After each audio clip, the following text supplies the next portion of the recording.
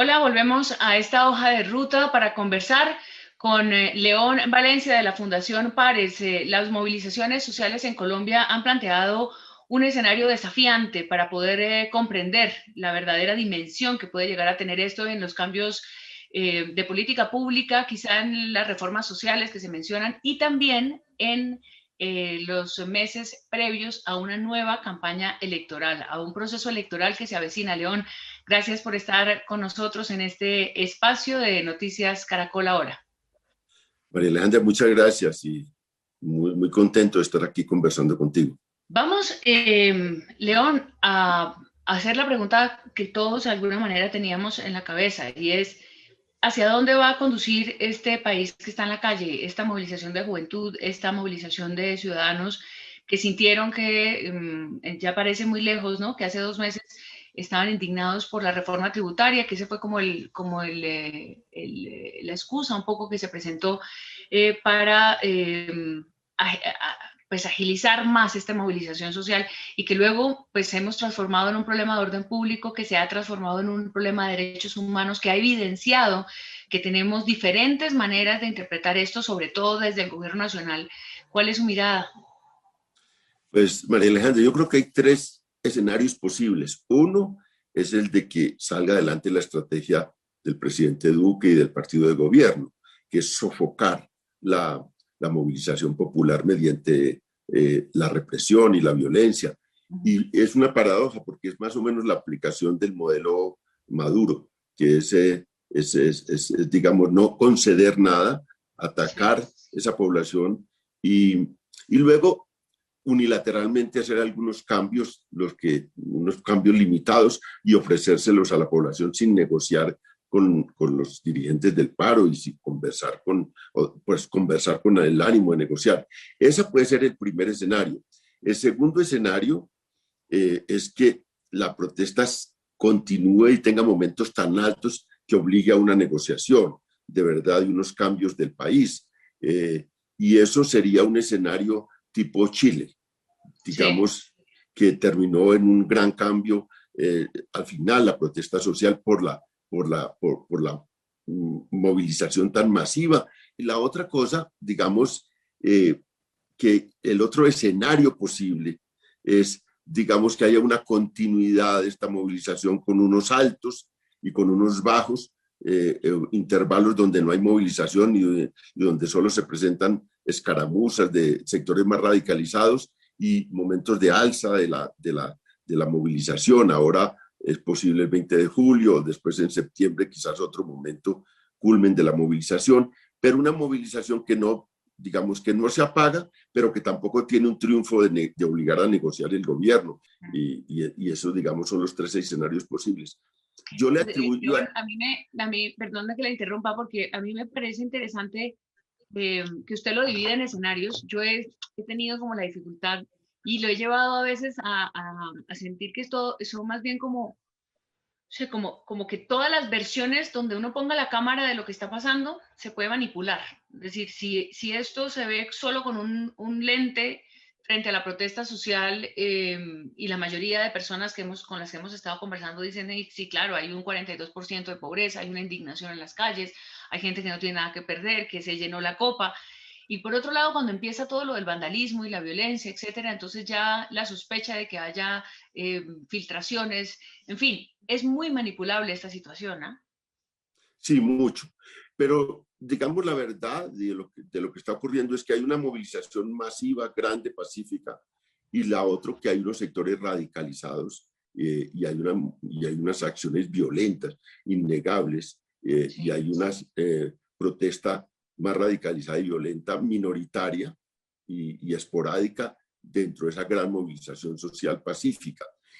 La desgracia de esto es que el gobierno responde a las dos tipos de movilización de la misma manera. Respondió a Ajá. las grandes movilizaciones masivas con el mismo expediente de represión y de violencia, sacando a las fuerzas policiales y militares a la calle y tratando, digamos, de contener por igual esta protesta pacífica y la protesta de algunos ya radicalizada y violenta.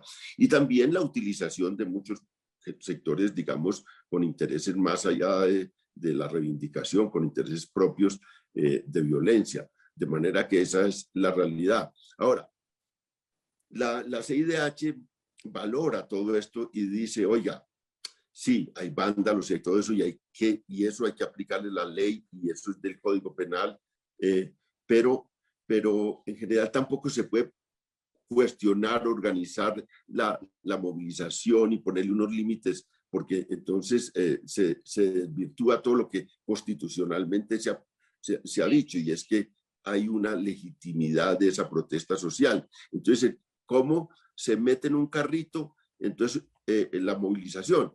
Y entonces uno piensa, van a pensar que una movilización sería como una salida de los colegios, de movilización de los colegios en fila, De orden, en organizada, fila. en Sí. fila, en la Por calle, el que no, andén, en fila por el, y... por el andén. Eso no es posible.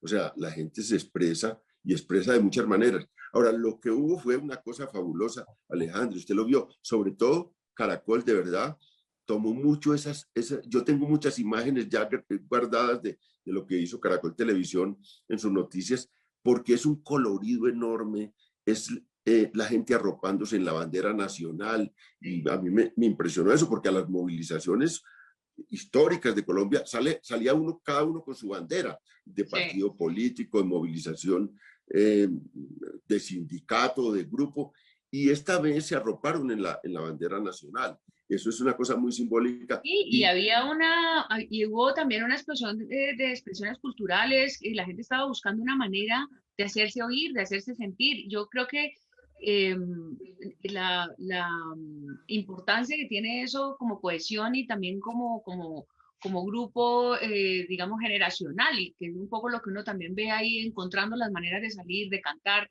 las orquestas clásicas, los tambores, todo este país que estaba en las calles, pues es un país que uno siente, me decían muchos muchachos, nos vamos a ir a la casa y llevamos un mes saliendo y nos vamos a ir sin que haya pasado nada.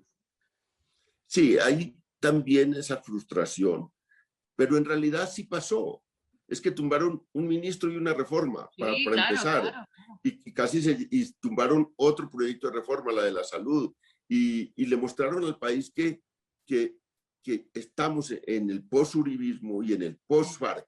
O sea, estamos en el momento en el que Colombia deja atrás las FARC y la guerrilla como protagonista de la política nacional, y también va dejando atrás el otro proyecto político que dominó la vida colombiana en estos últimos 20 años, que es el proyecto del doctor Uribe.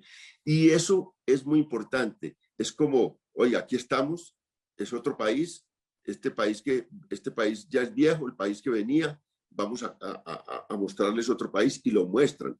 Y yo creo que ahí ha habido dificultades enormes para quien conduzca eso, nadie lo conduce, porque tampoco hay una fuerza organizada, confiable para la ciudadanía que esté a la cabeza de ese proceso.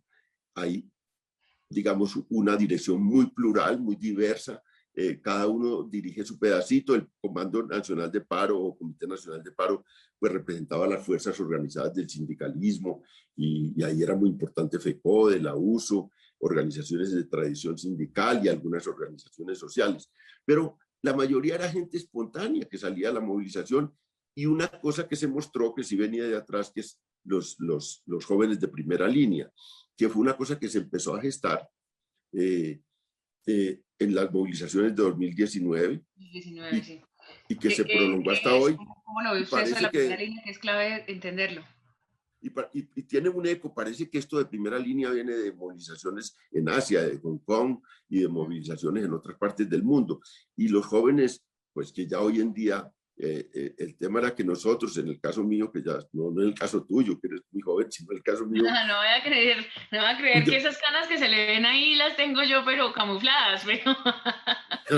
pero yo pues, fíjate que mi adolescencia, yo recibía revistas cubanas, revistas de China y revistas de Moscú, que venían todas esas olas de izquierda, y yo fui partícipe de eso, pero teníamos un esfuerzo para acceder a ellas, nos las enviaban, nosotros las conseguíamos, en fin, pero ahora no, ahora los jóvenes ven lo que ocurre en el mundo en el instante, porque todas las redes sociales, todos los medios de comunicación se han globalizado. Entonces, muchas de esas cosas las aprenden los jóvenes. Ahora nosotros como mi fundación va a hacer una investigación, tiene muchas imágenes, sobre los jóvenes de primera línea para hacer primero una especie de libro, documento libro, también unos videoclips, y después nos vamos a meter a hacer digamos, una cosa más profunda, digamos ya un documental, para ver qué fue lo que pasó ahí. Y tenemos conexión con esos jóvenes de primera línea de Cali, de Pereira, de Medellín, de Bogotá, y a uno le cuentan historias extraordinarias de cómo se organizaron ellos y también la diversidad de gente que va ahí, cómo ellos, había una línea más medio politizada, más con la conciencia pacifista y todo eso, y había otra gente que quería también causar disturbios, y ellos los van desnudando, y alguna gente hicieron cosas fabulosas. Por ejemplo, en Cali, de primera línea, un joven líder de primera línea le ha pegado a su novia y lo expulsaron.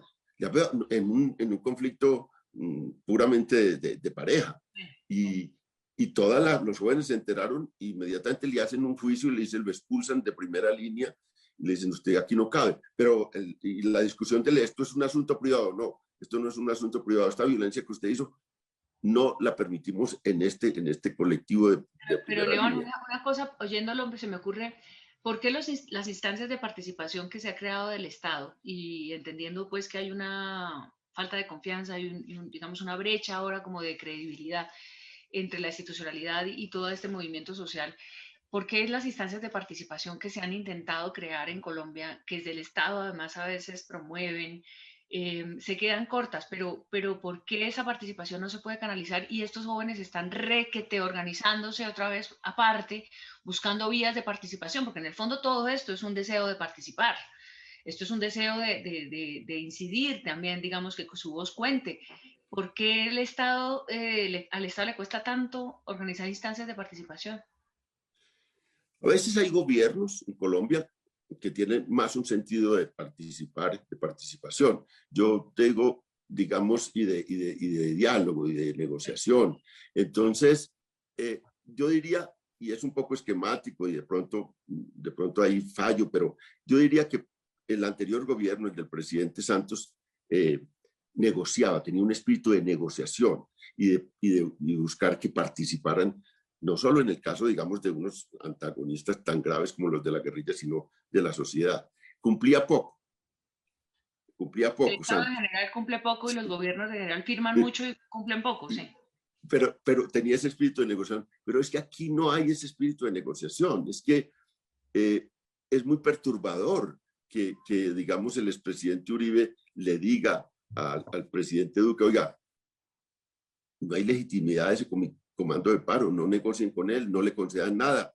Esto es un ataque terrorista, esto es una cosa del Están hablando de narcotráfico. terrorismo de baja intensidad. Bueno, ahora le pregunto a eso específicamente, sí. Entonces, eh, digamos que ahí el comando de paro, que es una cosa tan diversa, y tú sabes cómo es la izquierda colombiana, y muchos se expresaban ahí discutían cada palabra y se enredaban mucho en ese proceso, pero tenían una voluntad, digamos, de concertar. A lo último, cuando hay esa orden del presidente Uribe, cuando firman unos primeros acuerdos y no hay quien los refrende, no los refrende el gobierno, y esta gente que estaba negociando con ellos no tenía ningún poder de decisión, entonces es donde suspenden la mesa de negociación y tratan de suspender el paro para tratar de tomar un aire, para ver cómo sigue la cosa. Eso fue lo que hicieron, pero no hay un ánimo de negociación. Entonces la estrategia del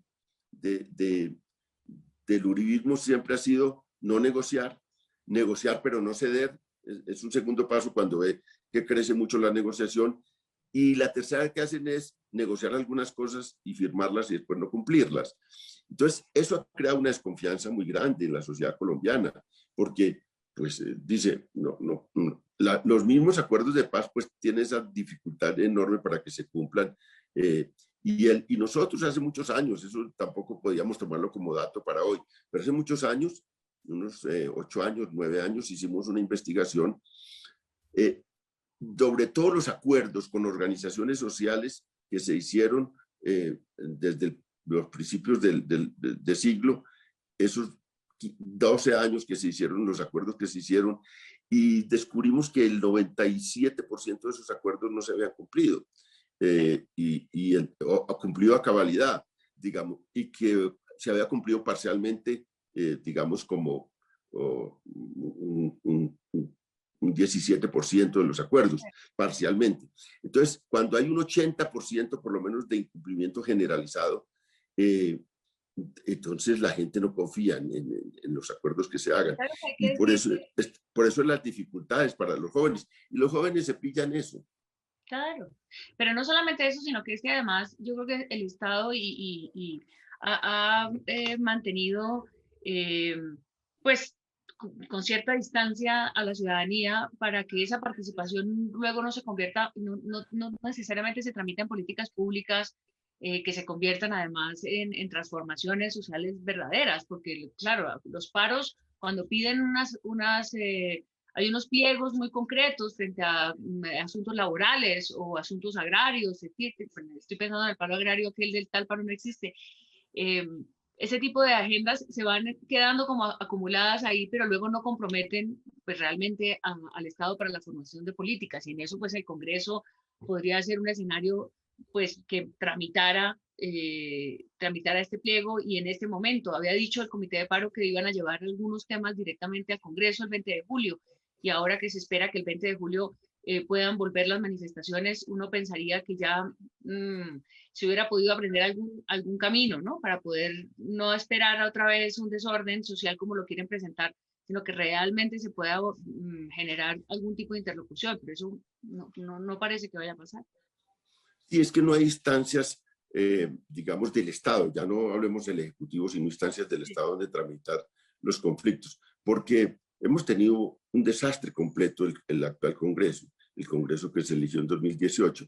Eh, la respuesta de este Congreso es desastrosa a la crisis económica y social, a la pandemia y a la protesta social, que es lo que ha habido. Es un país en crisis que no encuentra canales, porque al principio, antes de la pandemia, este, digamos, Congreso tuvo una vitalidad enorme porque entraron unas bancadas de oposición y unas bancadas que se declararon independientes de partidos muy importantes como Cambio sí, Radical y el Partido Liberal, y dieron una discusión en torno a temas como la paz, muy interesante, frenaron muchas actitudes del gobierno, pero después la pandemia se comió todo eso y el Congreso se replegó y el balance es muy triste porque, digamos, no hay una intervención del Congreso en la pandemia para acelerar todos los procesos de vacunación, de atención de la salud, de obligar al gobierno a responder. No hay una participación, pero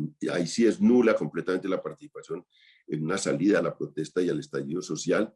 Y tampoco hay decisiones para atender la crisis económica y social que se vive. Entonces, el Congreso es un desastre y no creo que en esta última legislatura vaya a ser una cosa distinta, entre otras cosas porque va a ser todavía más triste las presidencias. Y la presidencia de la Cámara va a ser una señora Jennifer del Meta, que tiene mil cuestionamientos. Es una muchacha muy inteligente ella y todo eso, pero está asociada a un poco de cosas tristes como los narcoaviones de Providencia y uno que se cayó en Guatemala. Y hay una serie de cuestionamientos. Su hermano fue condenado por narcotráfico, su papá condenado por un homicidio. O sea, es un entorno familiar impresionante y ahora la ponen de presidenta del Congreso.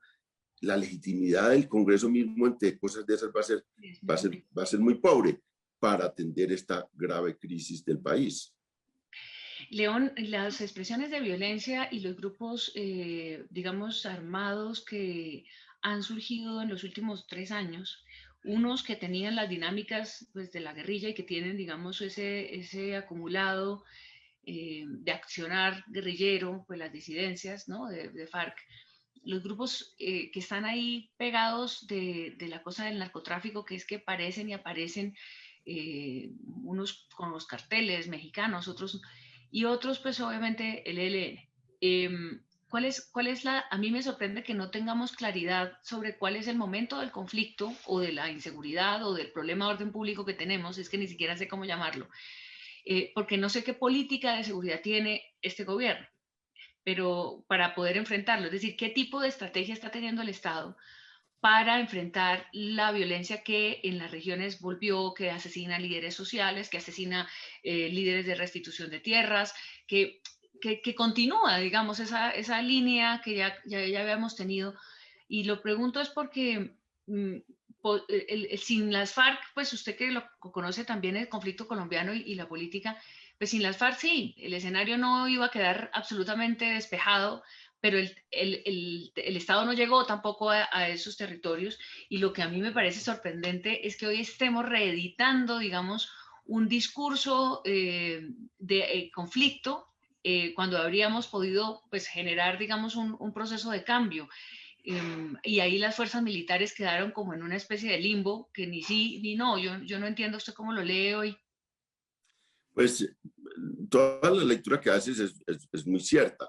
Ahora, ¿qué fue lo que pasó? Aquí había un gran incendio, un incendio enorme de principios de siglo. Entonces había, digamos, habían años de 3.000 secuestros a finales del siglo pasado, a principios de siglo. Había años de 600.000 desplazados. Había una tasa de homicidios tan alta de 34 homicidios por cada 100.000 habitantes. En 2012 llegamos con 16.000 homicidios. Y con el acuerdo de paz, ese incendio se empezó a apagar. Entonces, a 2018, en los 6 años de negociación y de firma del acuerdo, terminamos con 60.000 desplazados por año, o sea, un 10% de lo que teníamos antes, 100 secuestros. Los homicidios son 12.000 homicidios, de manera que trabajamos en 4.000 por homicidios directamente vinculados al conflicto o por el contagio que tiene un acuerdo de paz en otras instancias. Nada que ese incendio se estaba apagando. Pero quedaban unos leños prendidos, que tú lo describes muy bien. El ELN es un leño prendido, las disidencias de las son un leño prendido, el crimen organizado y todas estas bandas son otro leño prendido. La frontera con Venezuela y las tensiones con Venezuela son otro leño prendido. Y unos microterritorios, 11. Nosotros tenemos muy documentado eso. 11 donde hay guerras por historia de esas guerras o la disputa de economías.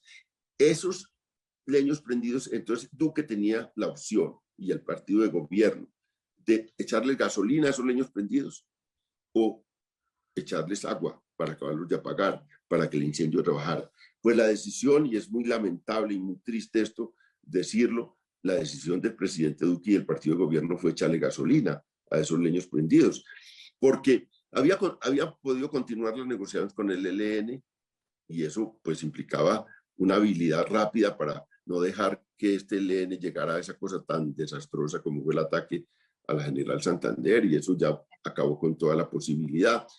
Habían unas negociaciones de sometimiento a la justicia del Clan del Golfo en curso.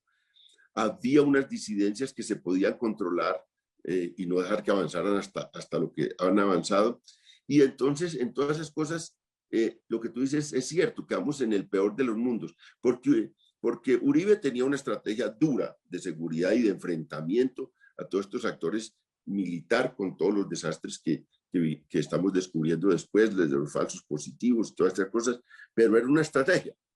Y paró los grupos y los frenó, y en fin. Y luego Santos tenía una estrategia clara de paz, y eso le dio unos frutos, que es lo que acabo de denunciar, que a veces no son tan apreciados por la sociedad colombiana, pero que en realidad fueron grandes. Pero es que este no tiene ni una estrategia de paz, ni una estrategia de seguridad. Estamos en el peor de los mundos, porque al ELN, imagínense, no negocia con él, pero tampoco lo ataca de manera efectiva. El ELN ha crecido mucho en este tiempo, y esas disidencias están creciendo. Y el Clan del Golfo, que estaba en una situación tan dura, se recompuso y está tramando unas alianzas duras con los carteles mexicanos. Entonces, otra vez estamos en unos leños prendidos que cada día tienen más calor, que cada día tienen más incendio, y entonces hay una preocupación muy grande. Uno no es, ¿cuándo terminará este gobierno? ¿Cuándo empezaremos un nuevo camino? Porque esto está muy grave. León, y con ese incendio prendido más las movilizaciones, vamos a entrar ya estamos ya en territorio, en terreno electoral. Em, ¿Cómo ve usted las elecciones? ¿Usted ve algún riesgo para que el proceso electoral surja todo su proceso tranquilamente en medio de toda esta incertidumbre? Pues hay muchos riesgos. Estas elecciones van a ser un nuevo escenario político, el de, que digo yo, post-FARC de verdad Sí. y post-uribismo.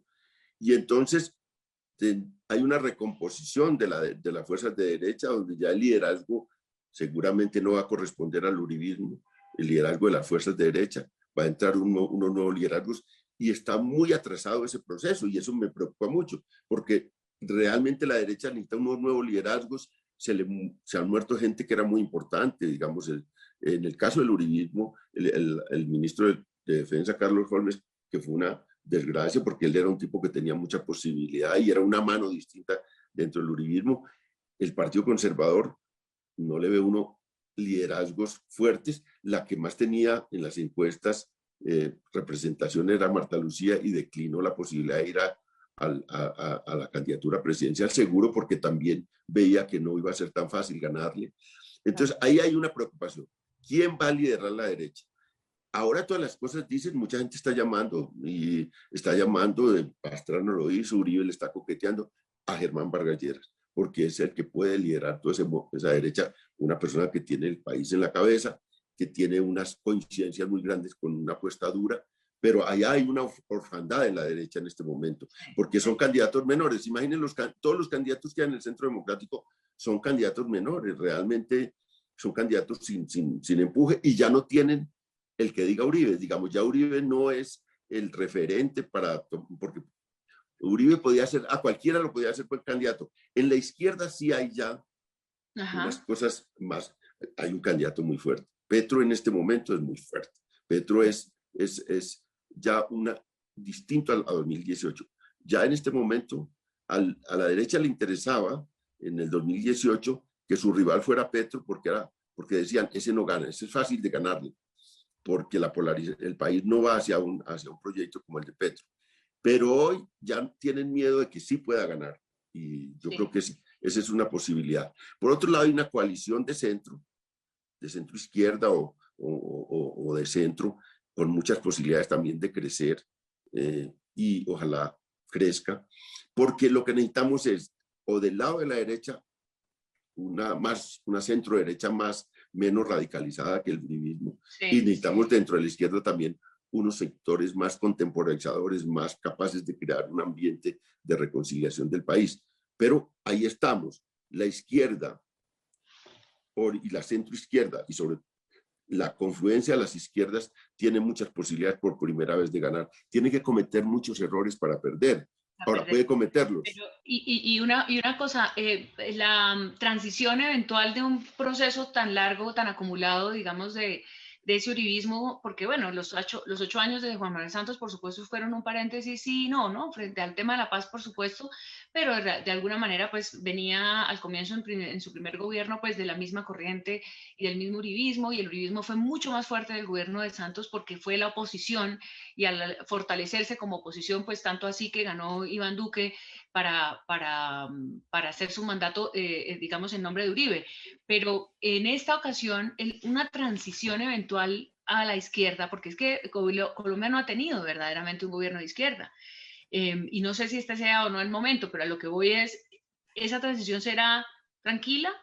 Yo tengo mis dudas, a veces mis angustias sobre que no podamos en el proceso electoral democrático, con nuestra institucionalidad democrática que ha tenido, digamos, muchas pruebas, transitarlo, o será que sí, digamos, será que esa institucionalidad democrática es tan fuerte y tan sólida que es capaz, digamos, de afrontar este momento pues tan álgido y transitarlo hasta las urnas y resolverlo en las urnas.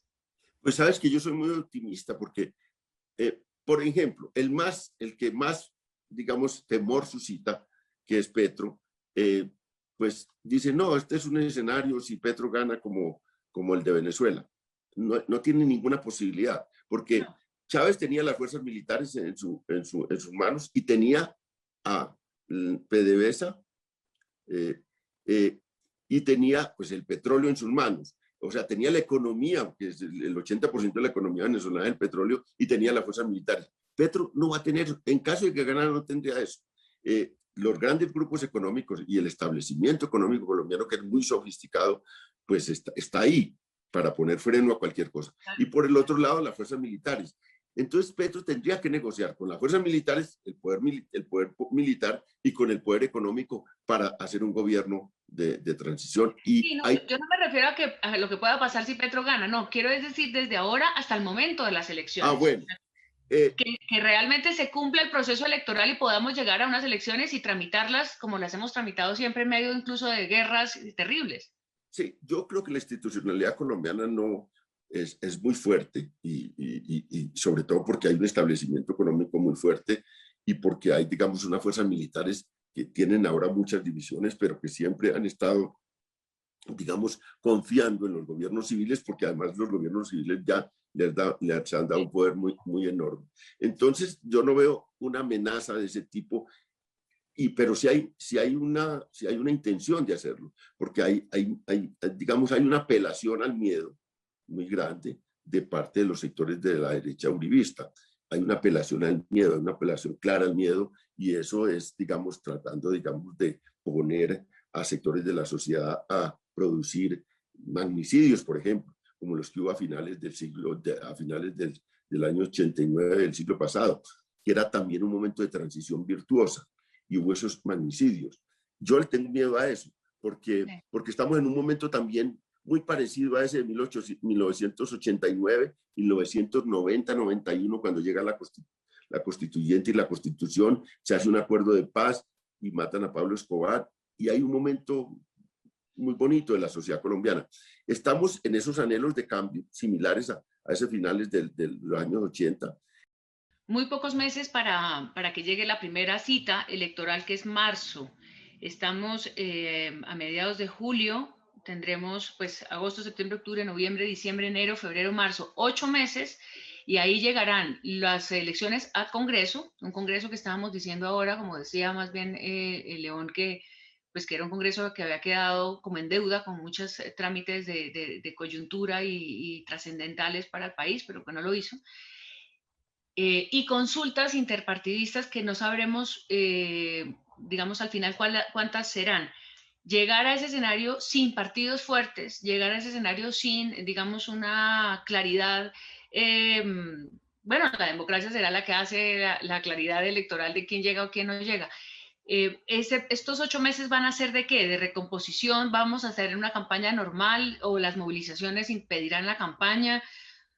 Cómo ajustar los mensajes de parte de estos políticos que muy poca gente quiere escuchar. Un desafío tremendo, ¿no? En estos días, estos meses. Alejandra, va a haber unos cambios enormes, creo yo.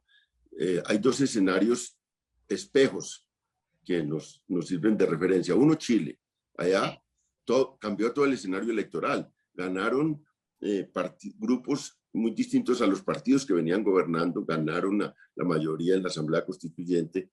Y una cosa especial, las mujeres fueron mayoría. Incluso un grupo de hombres estaba diciendo, no, pero estamos hablando de equidad, entonces que nos devuelvan las curules, que son ahora mayoría mujeres. Pero ahí hay un cambio enorme, y el otro escenario es Perú, de una crisis, y las elecciones terminan en una crisis también muy grande, porque se enfrentan, digamos, unas fuerzas polarizadas que dividen a la sociedad y que no encuentran un cauce también de legitimidad. El triunfo no está signado de una legitimidad plena y característica.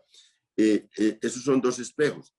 Aquí, sin duda, es muy probable que se presenten cambios muy importantes en la composición del Congreso, que se presenten cambios muy grandes en cuanto a las definiciones digamos, de consultas entre interpartidistas y en primera y segunda vuelta. Yo creo que va a haber una recomposición del escenario político enorme, y van a depender mucho de alianzas entre distintos sectores y de la capacidad de aliarse para ofrecer una alternativa al país. De manera que estamos en unas elecciones que van a ser, creo yo, muy distintas a las que habíamos tenido. Ya las del 2018 fueron distintas porque por primera vez pasó un candidato de izquierdas a segunda vuelta y un candidato de derechas a segunda vuelta, y ya ahí ya hubo un cambio de escenario político. Este cambio se continuó en las elecciones locales. Es que las elecciones locales ganaron candidatos por fuera de las estructuras tradicionales Sí, del país. muchísimos, claro. Y el Y Partido muy Verde, jóvenes y en capitales, en ciudades capitales. el voto Sí, urbano se manifestó y ya esto va a ser continuidad de ese cambio. Es sí. lo que diría, la tesis mía es posuribismo y posfar, un revolcón de la política colombiana, y ahí vamos a ver qué, porque también hay una cosa en el padrón electoral. Van a entrar en 2022 al padrón electoral y en 2026 una avalancha de jóvenes que van a hacer que los jóvenes entre 18 y 34 años van a ser la mayoría de los electores, y eso va a reflejarse, yo creo, en las decisiones que tomen en Congreso y primera vuelta y segunda vuelta. Pues muy interesante y vamos a estar ahí. Ustedes desde la Fundación, la verdad es que nos ofrecen unos escenarios académicos, un conocimiento y una información que nos sirve mucho para, pues, para cubrir estas elecciones, para interpretar los cambios políticos que se vengan. Así que aquí estará siempre esta hoja de ruta que esperamos que sobreviva todo este tiempo hasta llegar a las elecciones. León Valencia, un gusto como siempre esta conversación. Muchas gracias y bueno, nos estaremos viendo en el camino. Gracias a ti, Alejandra, y muy contento de esto.